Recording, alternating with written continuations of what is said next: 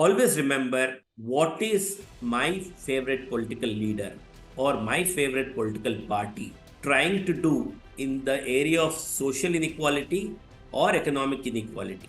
Are they trying to solve the problem, or are they trying to leverage them for short-term gains and create a new problem? So if we can all kind of unite on saying that it's our shared goal to solve both economic and social inequalities, then obviously political equality will thrive in our.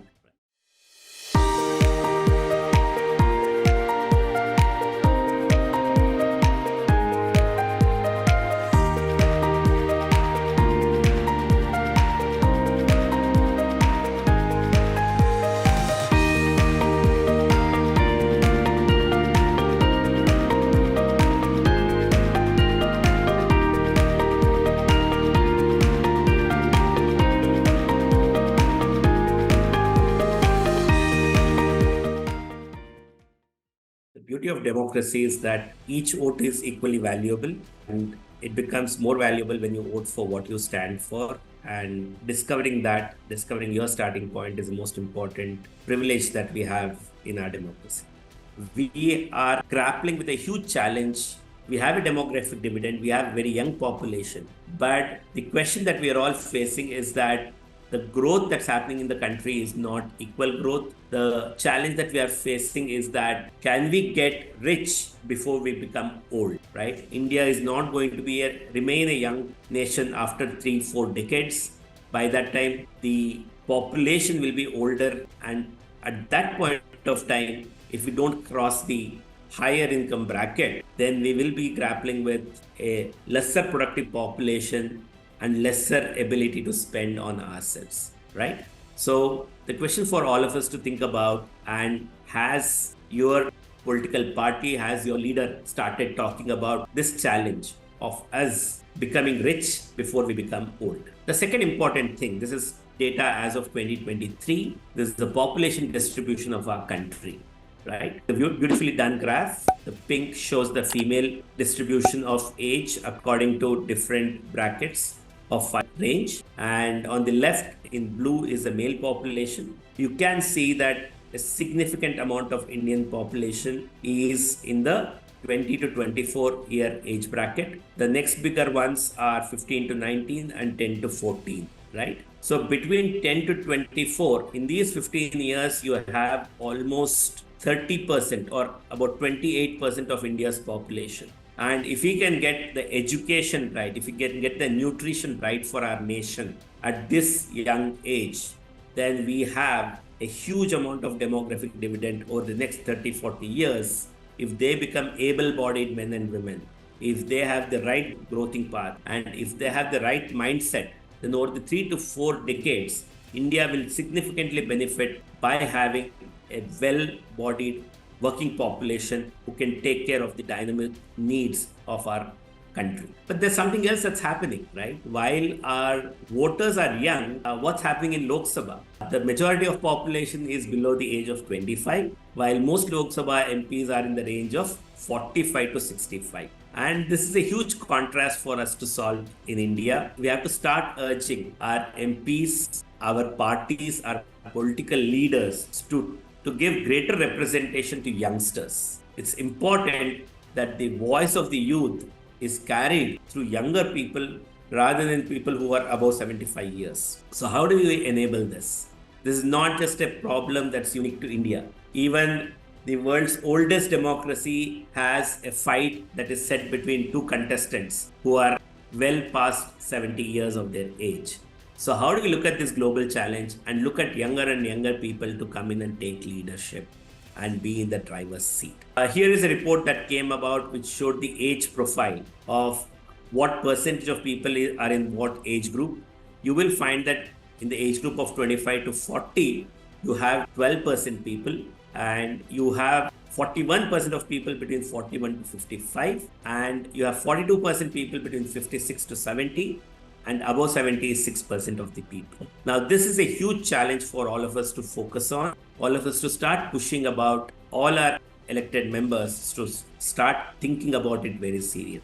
One important question for us to talk about here is that we get the right to vote at the age of 18. However, the right to contest for a member of parliament starts at the age of 25. Now, this is anomaly that why should the representatives choose the age of contesting candidates, including in UK, where younger people can represent the population. With a young population, the big change for us that we can bring about is to bring about younger contesting age. So that's a big change that we can bring about. And just going back to another challenge that we can all aspire for is the journey of equality. When the debates were happening about the Indian Constitution, Dr. B.R. Ambedkar said this statement, and which is one of my favorite statement about what should be priorities for us collectively. And he says, we are going to enter into a life of contradictions. In politics, we will have equality,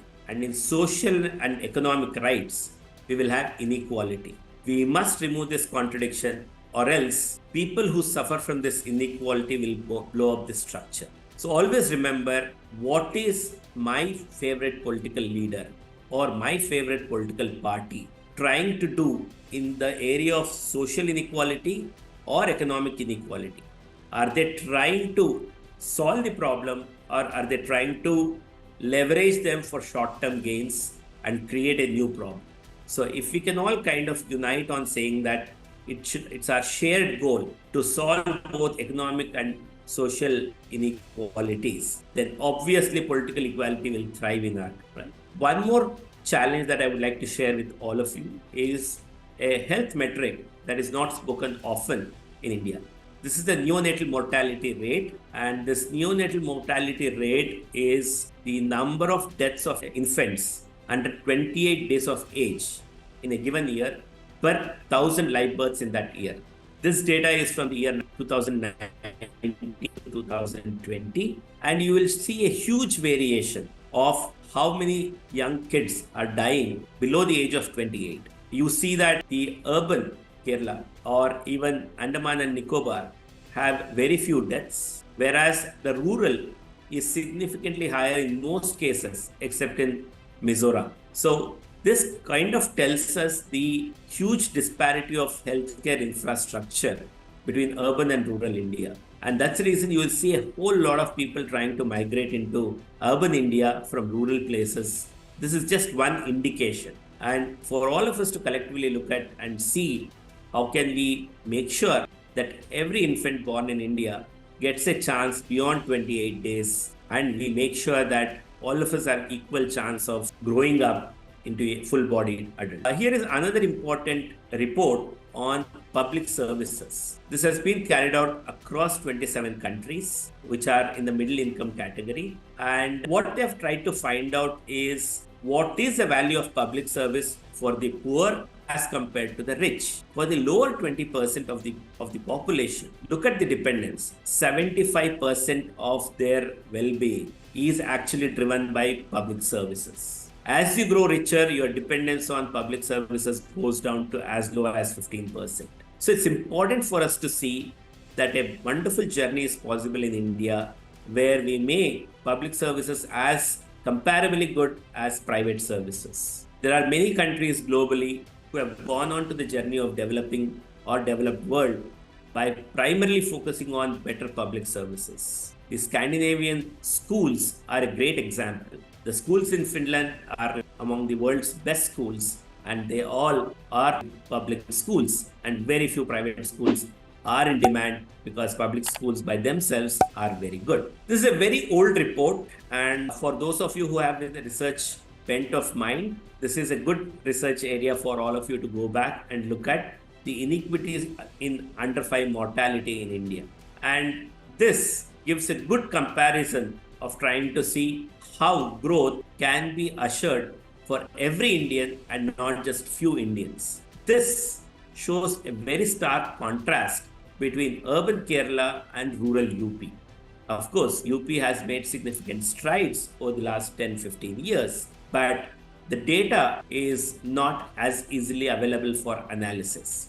If we can look at the current state and compare with amongst all these categories of how the under 5 mortality is amongst these different groups, then we can go back and look at saying that are we growing in the equal mode, or are the development in India continues to be in an unequal fashion. And that's where I would like to invite all of you to explore a career in political leadership and governance. It's not necessary that all of you become political leaders, but at least you become politically engaged citizens. And even if you choose to explore politics, people who have a degree in politics are very, very welcome across business, society, and government today. And get engaged, look at aspirations of you and people like you, and also all kind of people around you, and try to become catalysts, try to become convergers of these desires, and try to bring it to the contestants' mind, it to the political parties' mind, to make sure that the huge difference between the electorate and the elected becomes small.